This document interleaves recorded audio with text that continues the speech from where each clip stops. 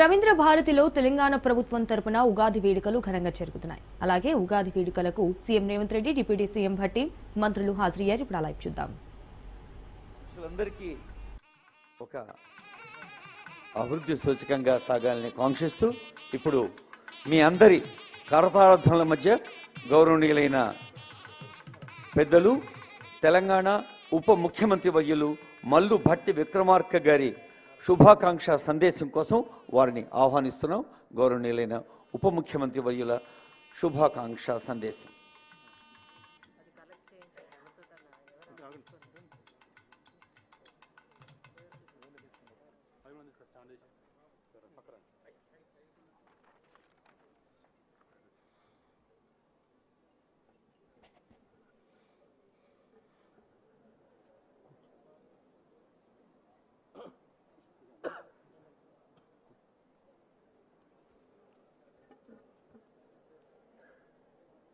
గౌరవ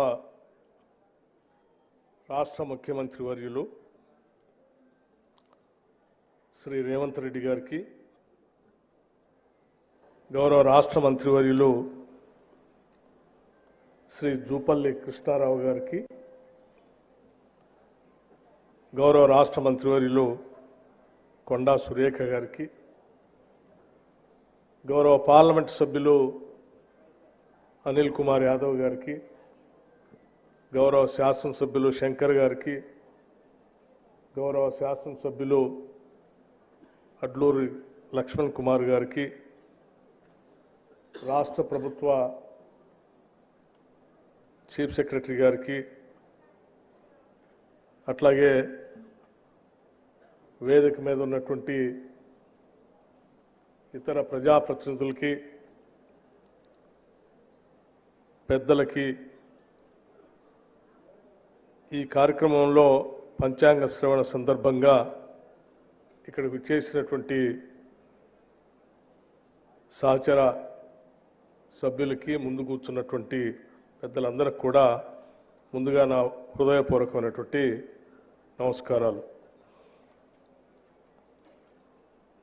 శ్రీ విశ్వావసు నామ ఉగాది సందర్భంగా ఇప్పుడే పంచాంగ శ్రవణం చేసినటువంటి పెద్దలు ఈ సంవత్సరం రాష్ట్రం అద్భుతంగా ఉంటుందని, వర్షాలు బాగా పడతాయని,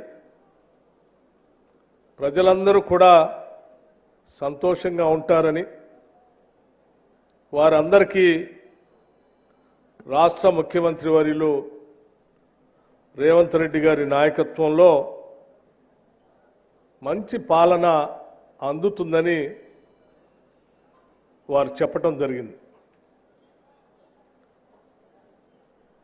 మేము కూడా ప్రగాఢంగా నమ్ముతూ ఉన్నాం. ఈ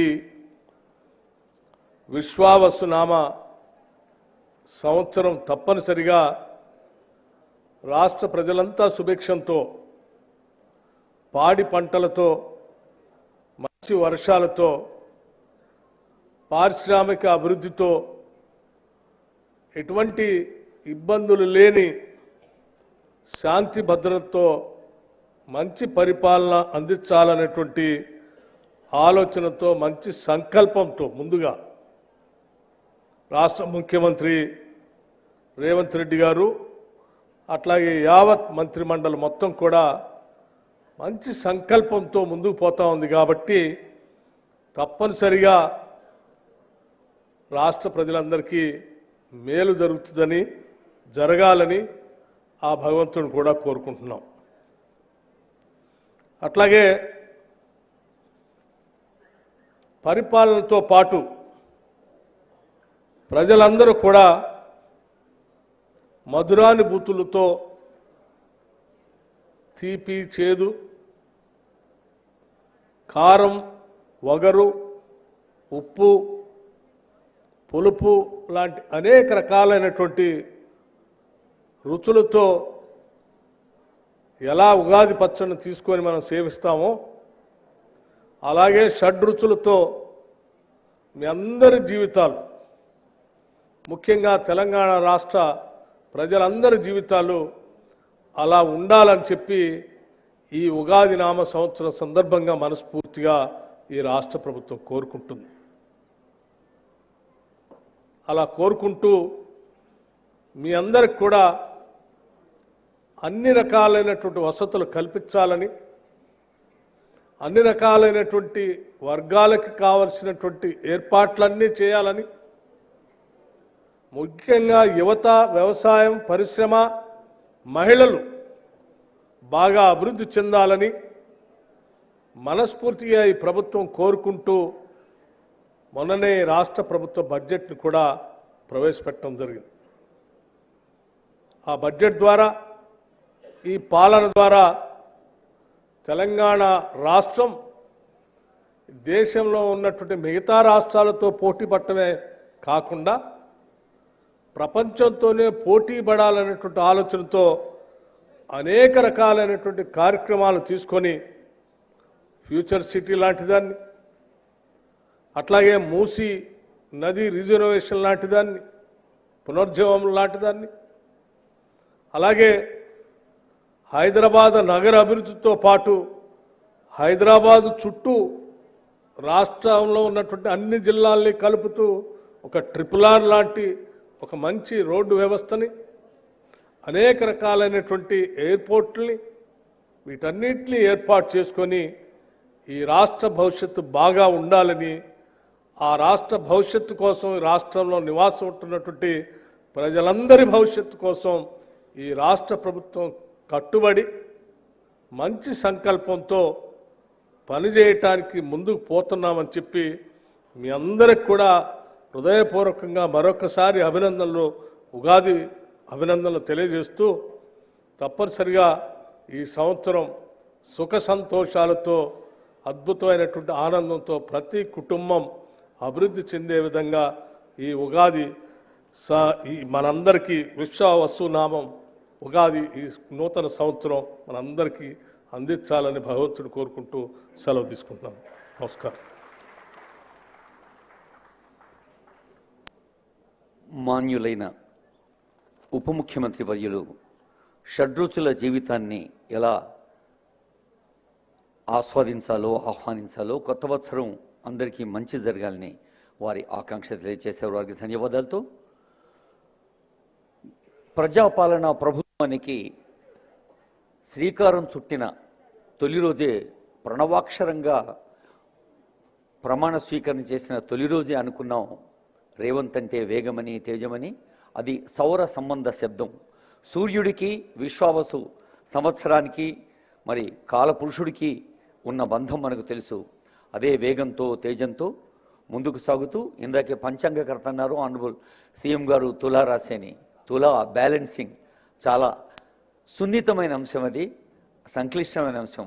ఆ బ్యాలెన్స్ చేస్తూ తెలంగాణ రాష్ట్ర ప్రజల కాంక్షల్ని, కళ్ళల్ని పండిస్తూ, కళల్ని, వెలుగు జిలుగుల్ని తెలంగాణ రాష్ట్రం అంతటా వ్యాపింపచేస్తూ సాగుతున్న నేటి ముఖ్య అతిథి గౌరవనీయులైన ముఖ్యమంత్రి శ్రీ విశ్వావసు ఉగాది వేడుకల సందర్భంగా వారి శుభాకాంక్ష సందేశం. Honourable CM.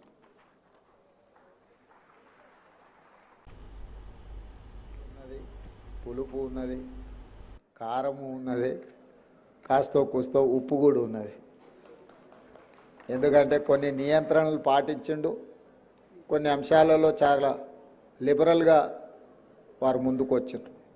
యువత ఉద్యోగ ఉపాధి అవకాశాలు కల్పించడంలో కానీ, రైతులు పండించిన పంటకు సంపూర్ణ సహకారాన్ని అందించి గిట్టుబాటు ధరలు ఇచ్చి పంటలని, వ్యవసాయాన్ని ప్రోత్సహించాలని, అదేవిధంగా పేదలకు వైద్యాన్ని అందించాలని, నిరుపేదలకు విద్యను అందుబాటులోకి తీసుకురావాలని వారి బడ్జెట్లో విద్య, వైద్యానికి, వ్యవసాయానికి, పరిశ్రమలకు ఉద్యోగ ఉపాధి అవకాశాల కల్పన కోసం అత్యధికంగా వారు నిధులను కేటాయించడం జరిగింది. ఈ ఉగాది సందర్భంగా వారికి మనస్ఫూర్తిగా నేను అభినందనలు తెలియజేస్తున్నాను. ఇవన్నీ నెరవేరాలి అని అంటే, పెట్టుబడులు రావాలి, అభివృద్ధి జరగాలి అంటే శాంతి భద్రతలు పూర్తి స్థాయిలో అమలు చేయాలి. తప్పకుండా రాష్ట్ర ప్రభుత్వం, మా ప్రభుత్వ యంత్రాంగం తెలంగాణ రాష్ట్రంలో ఏ మూలనైనా చీమ చిటుక్కుమన్న అసాంఘిక శక్తులు ఎలాంటి ఒడిదుడుకులను ఎలాంటి ఇబ్బందులను కల్పించాలనే ప్రయత్నం చేస్తే వాళ్ళ పట్ల కఠినంగా వ్యవహరించాలని ప్రభుత్వం నిర్ణయం తీసుకున్నాం. ఆ దిశగా నిరంతరం పర్యవేక్షణ జరుగుతూనే ఉంది. ఈరోజు పాలన పరంగా ప్రభుత్వపరమైన నిర్ణయాలు ప్రజల సంక్షేమం కోసం తెలంగాణ రాష్ట్ర అభివృద్ధి కోసం నిరంతరం మేము శ్రమిస్తూనే ఉంటాం.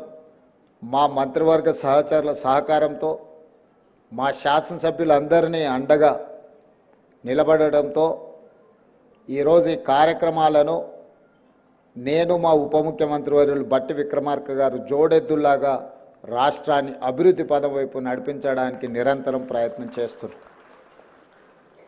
ప్రజల ఆశీర్వాదం, శాసనసభ్యులు అండగా నిలబడి మంత్రివర్గ సహచరుల సహకారం తీసుకొని ఈ తెలంగాణ రాష్ట్రాన్ని దేశానికి ఆదర్శంగా నిలబెట్టే విధంగా తెలంగాణ రైజింగ్, ఈ దేశంలోనే తెలంగాణ ఒక వెలుగు వెలగాలి, దేశ ప్రజలకు ఆదర్శంగా ఉండాలి. హైదరాబాదు నగరం అంటే ప్రపంచ స్థాయిలోనే ఈ నగరానికి గుర్తింపు ఉండాలని చెప్పి ఈరోజు మన ప్రభుత్వం ప్రయత్నం చేస్తున్నది. దాంట్లో భాగంగానే మూసీ ప్రక్షాళన కావచ్చు, రీజనల్ రింగ్ రోడ్ కావచ్చు, ఇంకొక కొత్త నగరాన్ని, ఒక ఫ్యూచర్ సిటీని ఈరోజు మనం నిర్మించుకోవాలనుకుంటున్నాం. ఎక్కడైనా ఈ దేశంలో స్వతంత్రం వచ్చినప్పటి నుంచి ఒక చండీగఢ్ తప్ప ఒక సంపూర్ణమైన నగరాన్ని ఎక్కడ నిర్మాణం జరగలేదు. దేశంలో ఉన్న నగరాలే కాస్త విస్తరించుకుంటూ వచ్చినాయి. ఆ విస్తరణ చేసిన నగరాలు అస్తవ్యస్తంగా మారడం వల్ల ఈరోజు ప్రపంచంలో మన గుర్తింపు, గౌరవం వెనుకబడిన దేశంగా అలాగే ఉండిపోయింది. అందుకే ఈరోజు ఈ దేశంలో కొత్త నగరాల నిర్మాణం జరగాల్సిన అవసరం ఉన్నది. ఈ కొత్త నగరాల నిర్మాణం జరగాలి అంటే దానికి నమూనా ఈ దేశంలో ఎక్కడా లేదు. అందుకే తెలంగాణ రాష్ట్రం ఆ ఫ్యూచర్ సిటీని నిర్మించడం ద్వారా దేశానికి ఒక ఆదర్శంగా నిలబడి ఒక నమూనా నగరాన్ని ఇవాళ మనం నిర్మించాలనుకుంటున్నాం. అది కేవలం జనావాస యోగ్యమైన నగరం కాదు, ఉద్యోగ ఉపాధి అవకాశాలు కల్పించుకుంటూ ఈ రాష్ట్రంలో సంక్షేమ పథకాలు అమలు చేయాలంటే అత్యంత వెనుకబడిన వర్గాలైన దళితులు, గిరిజనులు, ఆదివాసీలు, బలహీన వర్గాలు, మైనారిటీలు, మహిళలకు అవసరమైన సంక్షేమ అభివృద్ధి కోసం నిధులను సేకరించాలంటే అక్కడ పెట్టుబడులు రావాలి. ఆ పెట్టుబడుల ద్వారా రాష్ట్ర ఆదాయం పెరగాలి. అందుకే అది ఒక పెట్టుబడుల నగరంగా, అక్కడ ప్రజలు నివసించే నగరమే కాదు, అక్కడ పెట్టుబడుల నగరంగా మారి అక్కడికి వేలాది కోట్ల రూపాయల పెట్టుబడులు తీసుకొచ్చి లక్షలాది ఉద్యోగ ఉపాధి అవకాశాలు కల్పించాలని ఈరోజు మనం ప్రణాళికలు సిద్ధం చేసుకున్నాం. అందుకే ఈరోజు ఒక అభివృద్ధి జరిగినప్పుడు కొన్ని అడ్డంకులు వస్తుంటాయి. ఎక్కడ కూడా 100% ఆమోదం ఉండదు. దేవుళ్ళనే 100% మన వాళ్ళు ఆమోదిస్తలేరు. ఒక ఆయన వెంకటేశ్వర స్వామి భక్తున్నంటే ఇంకొక ఆయన ఆంజనేయ స్వామి భక్తున్నంటాడు, ఇంకొక ఆయన నేను శివభక్తుని, కాల భైరవుడిని నేను ఇష్టపడతానంటాడు. దేవుళ్ళ పట్లనే భిన్నాభిప్రాయాలు ఉన్న ఈ సమాజంలో ప్రభుత్వం తీసుకునే నిర్ణయాలు కూడా 100% ఆమోదం ఉంటుంది అని చెప్పి నేను, మా ఉప ముఖ్యమంత్రి వర్యులు, మా మంత్రివర్గం ఏం భావించడం లేదు.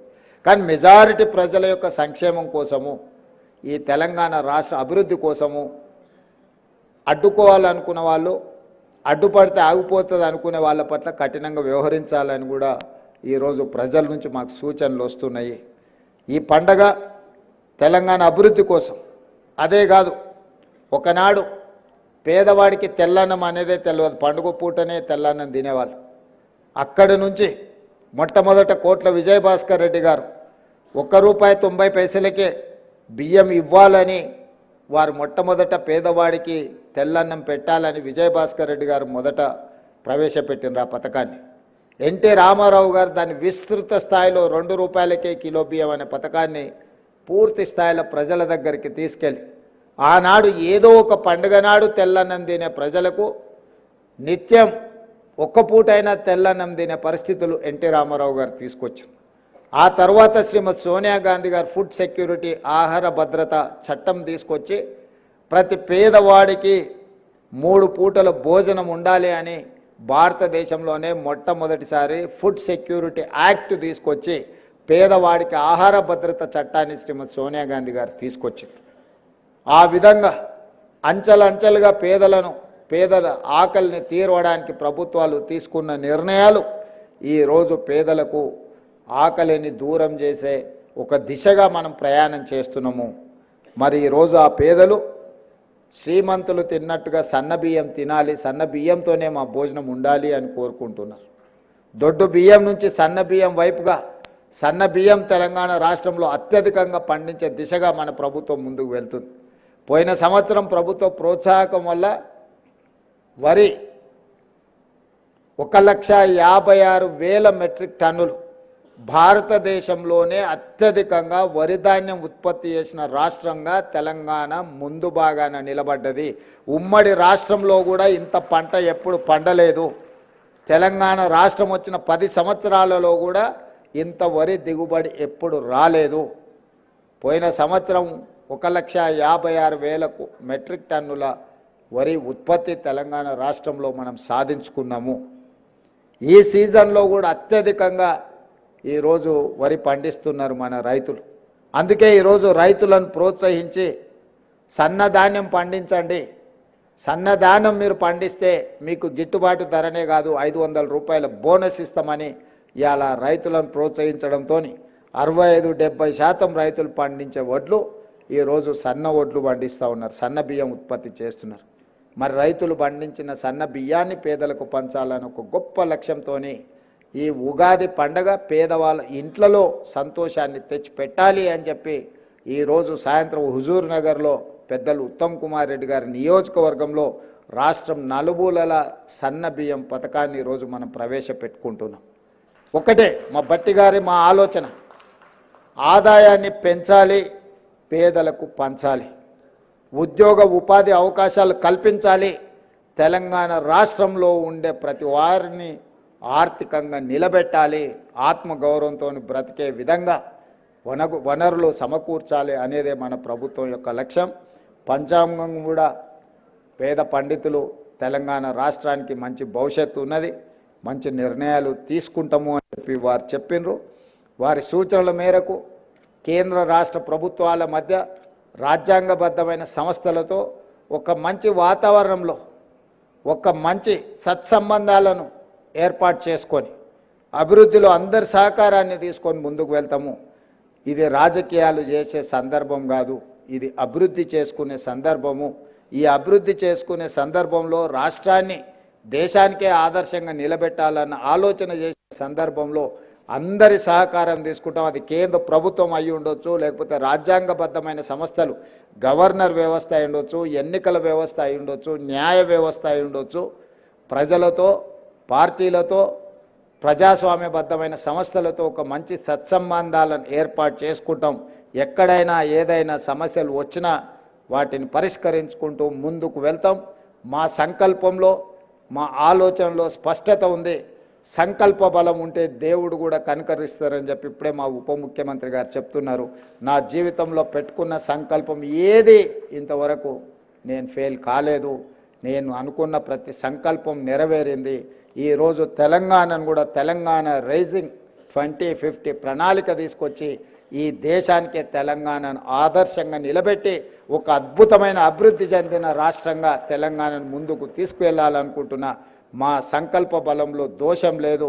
మీ అందరి ఆశీర్వాదంతో ఈ దేశానికే తెలంగాణను ఆదర్శంగా నిలబెడతామని తెలియజేస్తూ మరొక్కసారి ఈ ఉగాది శుభాకాంక్షలు మీ అందరికి తెలియజేస్తూ సెలవు తీసుకుంటున్నారు. ధన్యవాదాలు మిత్రులారా. Welcome back. బీజేపీ స్టేట్ ఆఫీసులో ఉగాది వేడుకలు గ్రాండ్ గా జరిగాయి. తెలుగు ప్రజలకు విశ్వావసు నామ ఉగాది శుభాకాంక్షలు తెలిపారు కేంద్ర మంత్రి కిషన్ రెడ్డి. హిందువుల ప్రతి పండుగలో సందేశం, సైన్స్ ఉంటుందన్నారు. కులాలకు అతీతంగా సామూహికంగా ప్రజలంతా కలిసి ఉండాలనే పండుగ ఉగాది అన్నారు. ఇక రాష్ట్రం, దేశం మరింత సస్యశ్యామలంగా ఉండాలన్న ఆయన, మోదీ నాయకత్వంలో భారత్ మరింత పురోగతిస్తుందన్నారు. అయితే ప్రపంచంలో మన దేశ ఖ్యాతి మరింత పెరగాలని చెప్పారు. ओम अनंताय नमः ओम मेरपुत्रगिरीशाय नमः ओम सरस्वामीतटीशाय नमः ओम कुमाराकल्पसेव्येशाय नमः ओम ब्रह्मकप्तोत्सवाय नमः ओम शंखचक्रनवाय नमः ओम श्रीनिवासाय नमः ओम गोविंदाय नमः श्रीजालरमेल ధూపమాఘ్రాపయామి. ఓం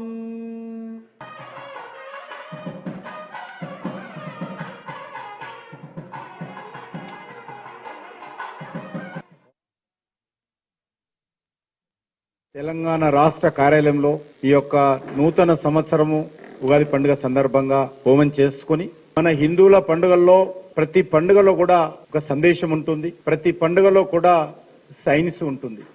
ఎక్కడ కూడా కనిపించదు. మన హిందువుల్లోనే అది సంక్రాంతి పండుగ గాని, దసరా పండుగ గాని, ఉగాది పండుగ గాని సైన్స్ సందేశము కులాలకు అతీతంగా ధనిక పేద తేడా లేకుండా అందరూ కూడా సామూహికంగా కలిసి మరి ఈ యొక్క సనాతన ధర్మంలో అందరం కూడా సంతోషంగా ఉండాలనేటువంటి సందేశము మన హిందువుల పండుగల్లో మనం చూస్తున్నాము.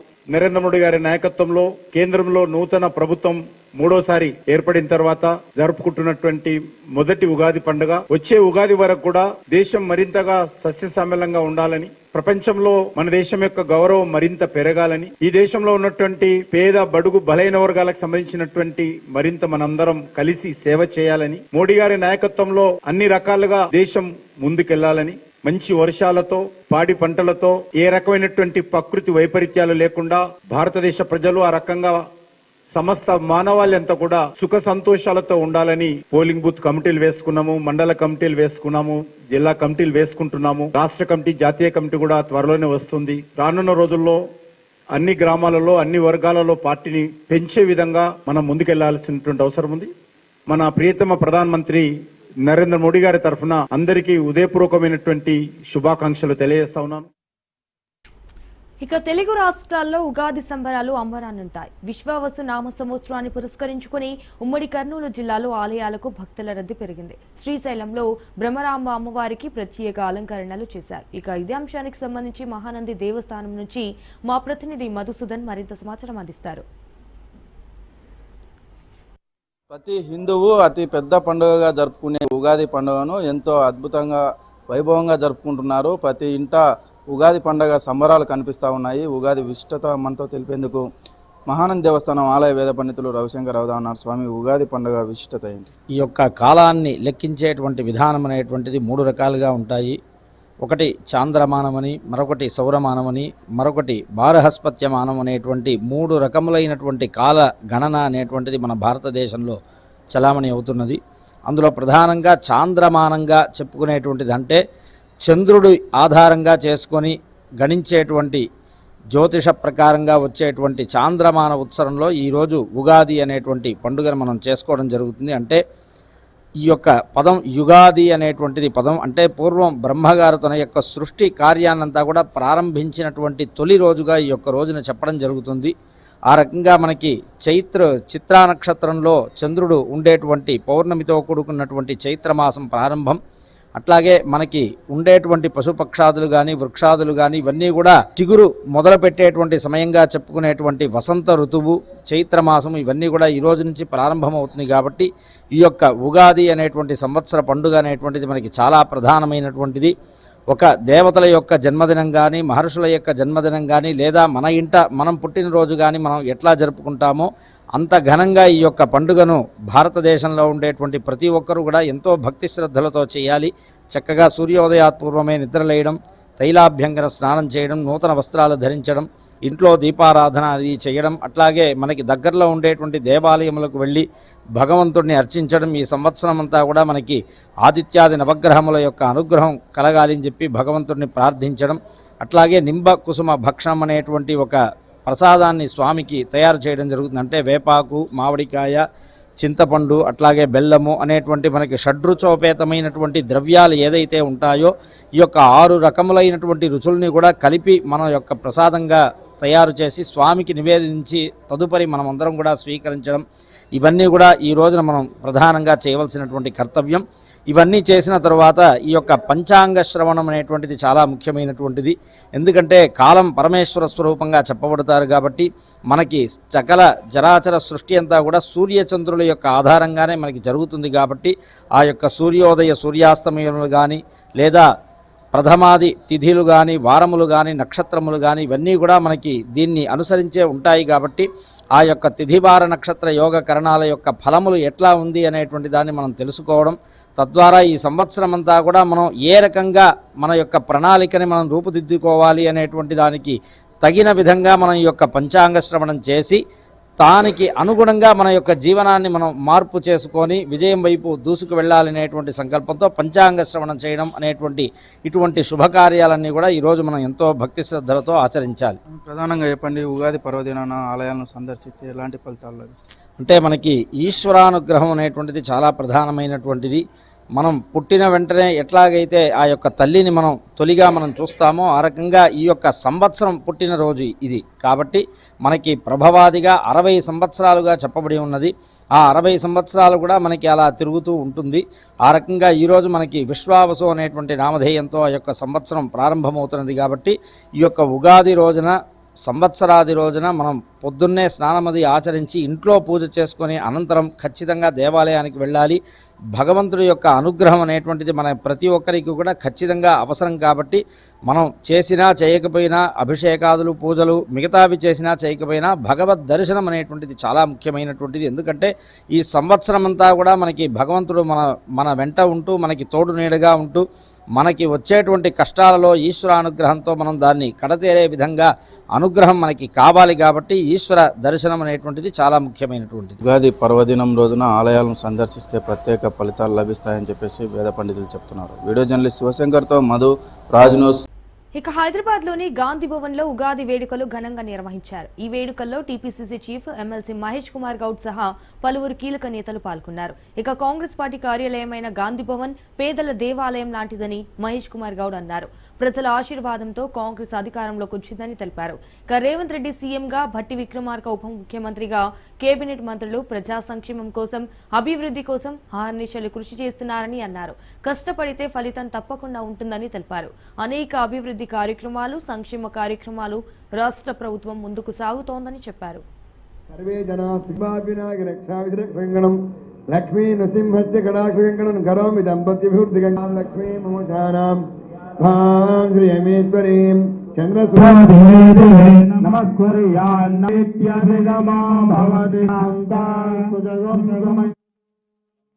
ప్రజలకి విశ్వావసు నామ ఉగాది శుభాకాంక్షలు.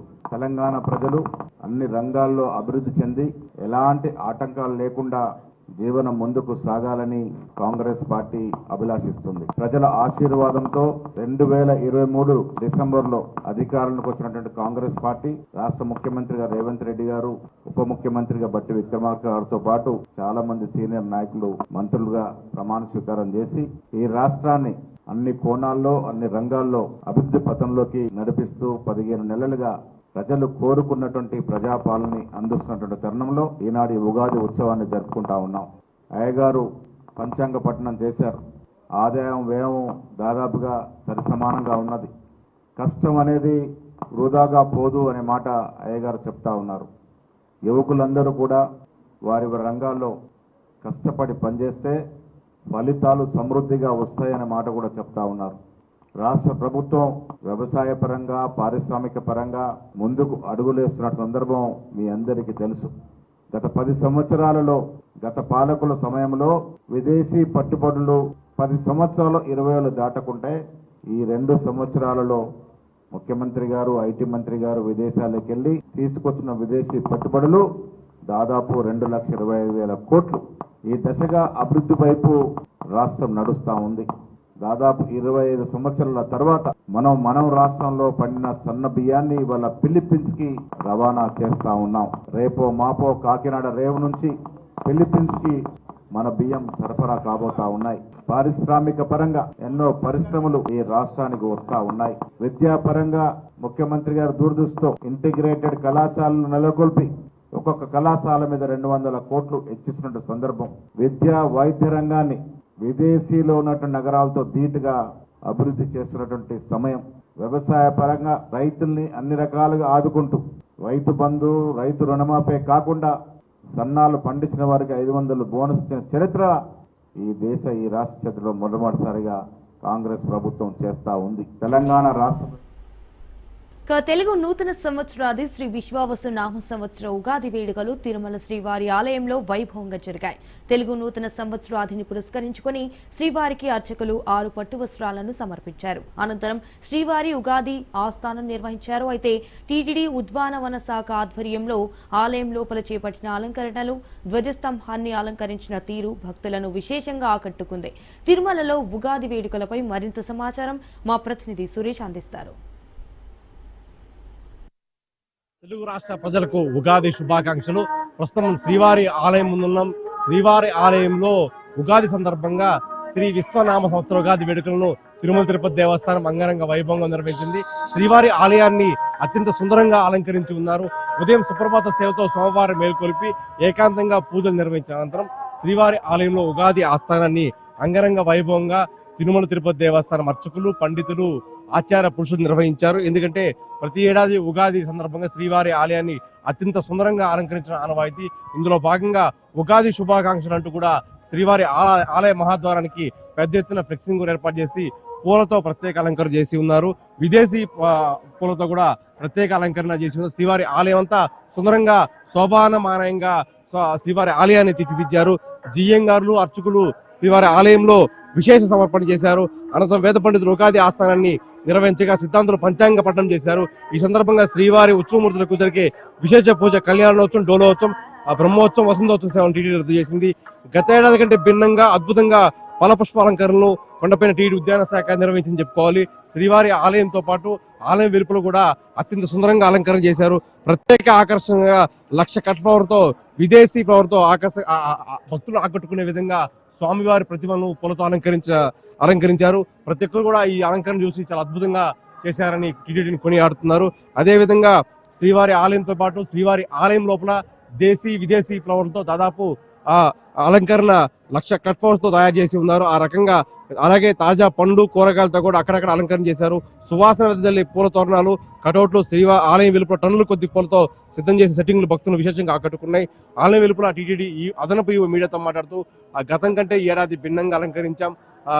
ఉగాది సందర్భంగా ప్రతి ఏడాది ఆ స్వామివారి ఆలయాన్ని సుందరంగా అలంకరించడం ఆనవాయితీ. ఇందులో భాగంగా పూర్తిగా విఐపి సిఫార్సు లేఖను రద్దు చేసి సామాన్య భక్తులకి పెద్దపీట వేసే దిశగా చర్యలు తీసుకున్నాం. ఆ రకంగా సామాన్య భక్తులకు దర్శన భాగం కల్పిస్తున్నాం. ప్రోటోకాల్ పరిధిలో ఉన్న వారికి మాత్రమే దర్శన భాగం కల్పించాం. ఇవాళంతా కూడా సామాన్య భక్తులు ఎక్కువ మంది దర్శించే విధంగా ఏర్పాట్లు చేశామని అదనపు ఈవో వెంకయ్య చౌదరి కూడా వెల్లడించున్నారు. ఆ రకంగా పూర్తి స్థాయిలో ఉగాది వేడుకలను అంగరంగ వైభవంగా తిరుమల క్షేత్రంలో నిర్వహించారు. అటు టీటీడీ అధికారులు, టీటీడీ పాలక మండలి సమన్వయంతో ఉగాది వేడుకలను వైభవంగా నిర్వహించి స్వామివారి విశేష అలంకరణను, ప్రత్యేక ఆభరణాలను, పట్టు వస్త్రాలు సమర్పించి స్వామివారికి అలంకరించారు. ఆ రకంగా శ్రీ విశ్వనామ సంవత్సరం ఉగాది వేడుకలను తిరుమలలో అంగరంగ వైభవంగా నిర్వహించారు. అర్చకులు కూడా ఇవాళ స్వామివారి దర్శించుకుంటే నూతన ఏడాది కావడం, తెలుగు రాష్ట్ర ప్రజలకు మంచి శుభం కలగాలని స్వామివారి ప్రార్థించినట్టుగా శ్రీవారి ఆలయ ప్రధాన అర్చకులు వేణుగోపాల్ దీక్షకులు చెప్పి ఉన్నారు. ఆ రకంగా ఉగాది వేడుకలను తిరుమలలో అత్యంత వైభవంగా టీటీడీ నిర్వహించింది. వీడియో జర్నలిస్ట్ మునితో సురేష్.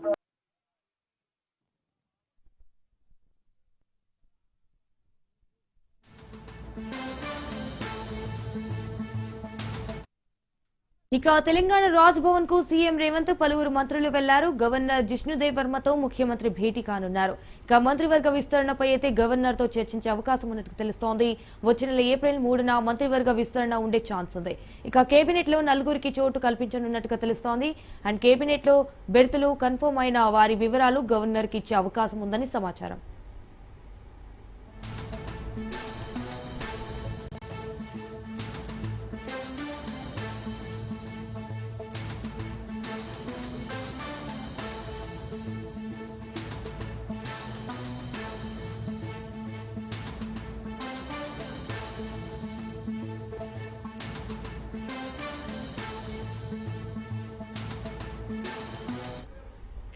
ఇక తెలంగాణ రాజ్భవన్ కు సీఎం రేవంత్ పలువురు మంత్రులు వెళ్లారు. ఇక గవర్నర్ జిష్ణుదేవ్ వర్మతో ముఖ్యమంత్రి భేటీ కానున్నారు.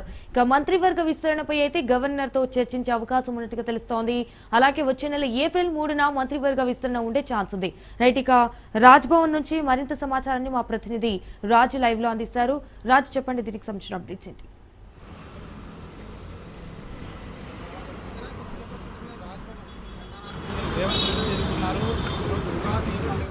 ఉగాది శుభాకాంక్షలు తెలిపేందుకు రాజ్భవన్ కు వచ్చారని చెప్పేసి ప్రభుత్వ వర్గాలు చెప్తా ఉన్నాయి. అయితే ఇప్పటికే ఏదైతే మంత్రివర్గ విస్తరణపై కొన్ని రోజులుగా కూడా ఊహాగానాలు వస్తా ఉన్న నేపథ్యంలో ఖచ్చితంగా మంత్రివర్గ విస్తరణ ఏదైతే ఉందో దానికి ముహూర్తం కూడా ఖరారైనట్టుగా కూడా ఒకవైపు లీకులు వస్తున్న నేపథ్యంలో ఆ యొక్క వీరి భేటీకి ప్రాధాన్యత సంతరించుకుంది. ప్రధానంగా ఈ రోజు ఏదైతే ఉగాది పండుగ పర్వదినాన్ని పురస్కరించుకుని గవర్నర్ కు శుభాకాంక్షలు తెలియజేయడానికి ముఖ్యమంత్రి రేవంత్ రెడ్డితో పాటు మంత్రులు కొండా సురేఖ, అదేవిధంగా జూపల్లి కృష్ణారావు, ప్రభుత్వ సలహాదారు వేం నరేందర్ రెడ్డి, అదేవిధంగా ఎంపీలు అనిల్ కుమార్ యాదవ్ కొంతమంది ఈ రోజు రాజ్భవన్ కు రావడం జరిగింది. అదేవిధంగా మంత్రివర్గ విస్తరణపై ప్రధానంగా వీరి మధ్యలో చర్చ జరిగినట్టుగా కూడా తెలుస్తా ఉంది. ఎందుకంటే ఇప్పటికే ఆ గవర్నర్ కు దీనికి సంబంధించి ఆ సమాచారాన్ని చేరవేసేందుకు ముఖ్యమంత్రి రేవంత్ రెడ్డి రాజ్భవన్ కు చేరుకున్నారని చెప్పి కూడా ఇటు కొంతమంది ఊహాగానాలు చెప్తున్న పరిస్థితి కనిపిస్తా ఉంది. మరొక వైపు ఇప్పటికే ఈ రోజు ప్రభుత్వం ప్రతిష్టాత్మకంగా సన్నబియ్య పథకాన్ని కూడా ప్రారంభించబోతా ఉంది. హుజూర్ నగర్ లో మధ్యాహ్నం తర్వాత సీఎం రేవంత్ రెడ్డి పర్యటన హుజూర్ నగర్ లో ఉండబోతా ఉంది. కాబట్టి దానికి సంబంధించి కూడా గవర్నర్ కు ఈ యొక్క విషయాన్ని వెల్లడించినట్టుగా కూడా తెలుస్తా ఉంది. ప్రధానంగా అయితే మంత్రివర్గ విస్తరణ ఉండబోతా ఉంది. దీనికి సంబంధించి ఏప్రిల్ 3వ తేదీన ముహూర్తం కూడా ఉండబోతా ఉంది అని చెప్పి కూడా ఊహాగానాలు వస్తా ఉన్న నేపథ్యంలో గవర్నర్ కు కొత్త మంత్రుల లిస్టు ఇచ్చేందుకే సీఎం రేవంత్ రెడ్డి ఇక్కడికి వచ్చారని చెప్పేసి ఊహాగానాలు అయితే వస్తా ఉన్నాయి. అయితే ఇప్పటి వరకు అయితే ప్రభుత్వం అయితే అధికారికంగా ఇక్కడ కూడా ప్రకటించలేదు. ఇప్పటి వరకు కూడా మంత్రుల జాబితా గానీ కొత్త మంత్రుల జాబితా గానీ వచ్చి మంత్రివర్గ విస్తరణ ఉంటుంది అని చెప్పి కూడా ప్రభుత్వం అయితే ప్రకటించలేదు. అయినప్పటికీ వీరి ఇరువురి భేటీ అయితే ఈ రోజు ప్రాధాన్యత సంతరించుకుంది. 10-15 నిమిషాల క్రితమే రాజ్భవన్ లోపలికి వెళ్ళినటువంటి సీఎం రేవంత్ రెడ్డి ఇతర ముఖ్య నేతలు ఇంకా కూడా గవర్నర్ ఇక్కడ రాజ్భవన్ లోనే ఉన్నారు. మరికొంతసేపు వాళ్ళ చర్చలు జరిపే అవకాశం అయితే కనిపిస్తా ఉంది. ప్రభుత్వం అయితే చెప్తా ఉంది కేవలం ఉగాది శుభాకాంక్షలు చెప్పేందుకు సీఎం రేవంత్ రెడ్డి వచ్చారని చెప్పేసి మంత్రివర్గ విస్తరణపై మరి చర్చ ఉందా లేదా అనేది తెలియాలంటే మరి కాసేపట్లో ఒక క్లారిటీ వచ్చే అవకాశం అయితే మనకు కనిపిస్తా ఉంది. ఇక తెలంగాణలో ప్రసిద్ధ పుణ్యక్షేత్రమైన వేములవాడ శ్రీ రాజరాజేశ్వర స్వామి దేవస్థానంలో శ్రీరామనవమి ఉత్సవాలు ప్రారంభమయ్యాయి. 9 రోజుల పాటు ప్రతిరోజు శ్రీ స్వామివారికి మహన్యాస పూర్వక ఏకాదశ రుద్రాభిషేకం, శ్రీ సీతారామచంద్ర స్వామివారికి పంచోపనిషద్ ద్వారా అభిషేకాన్ని ఆలయ అర్చకులు వేద మంత్రాలతో నిర్వహిస్తారు. అలాగే శ్రీరామనవమి రోజు వచ్చే భక్తుల కోసం అన్ని ఏర్పాట్లు చేస్తున్నామని ఆలయ అధికారులు తెలిపారు.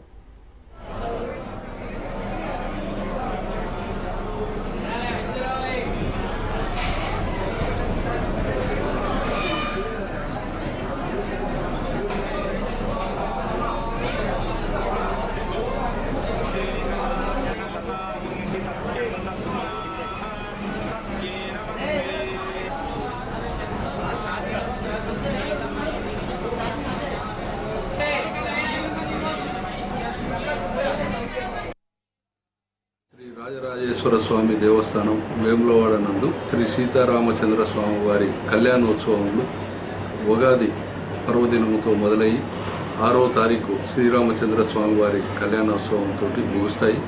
ఈ సందర్భంగా వచ్చే భక్తుల కోసం అని చెప్పి దాదాపుగా 50,000 మంది భక్తులు ఈ యొక్క ఉత్సవ 6వ తారీఖు జరిగే కళ్యాణోత్సవంలో పాల్గొంటారని చెప్పి అంచనా వేస్తున్నాము. దానికి తగ్గట్లుగానే అన్నదాన వితరణ, క్యూ లైన్ ఫెసిలిటీ, వచ్చే భక్తులు కళ్యాణోత్సవం చూడడానికి కోసం అని చెప్పి LED స్క్రీన్స్ కూడా అరేంజ్ చేయడం జరుగుతుంది. తర్వాత పోలీస్ బందోబస్తు, ధర్మగుండంలో నీరు శుభ్రంగా ఉంచడం, తర్వాత మెడికల్ క్యాంప్స్ నిర్వహించడం, తర్వాత భక్తులకి గ్యాలరీస్లో కూర్చున్న భక్తులకి బటర్ మిల్క్ ప్యాకెట్స్, అలాగే బయట చూసే భక్తులకి ట్యాంకర్స్లో వాటర్. ఇక నాగ్పూర్లో పీఎం మోదీ మాట్లాడుతున్నారు. ఇప్పుడు లైవ్ చూద్దాం. कठिन से कठिन दौर में भी भारत में इस चेतना को जागरूक रखने वाले नए नए सामाजिक आंदोलन होते रहे. भक्ति आंदोलन उसका ये उदाहरण जिससे हम सब भली भांति परिचित हैं. मध्यकाल के उस कठिन कालखंड में हमारे संतों ने भक्ति के विचारों से हमारी राष्ट्रीय चेतना को नई ऊर्जा दी. गुरु नानक देव, कबीरदास, तुलसीदास, सूरदास, हमारे यहां महाराष्ट्र में संत तुकाराम, संत एकनाथ, संत नामदेव, संत ज्ञानेश्वर, ऐसे कितने ही संतों ने हमारी इस राष्ट्रीय चेतना में अपने मौलिक विचारों से प्राण फूंके। इन आंदोलनों ने भेदभाव के फंदों को तोड़कर समाज को एकता के सूत्र में जोड़ा। इसी तरह स्वामी विवेकानंद जैसे महान संत भी हुए। उन्होंने निराशा में डूब रहे समाज को झकझोरा, उसे उसके स्वरूप की याद दिलाई, उसमें आत्मविश्वास का संचार किया और हमारी राष्ट्रीय चेतना को बुझने नहीं दिया। गुलामी के आखिरी दशकों में डॉक्टर साहब और गुरुजी जैसे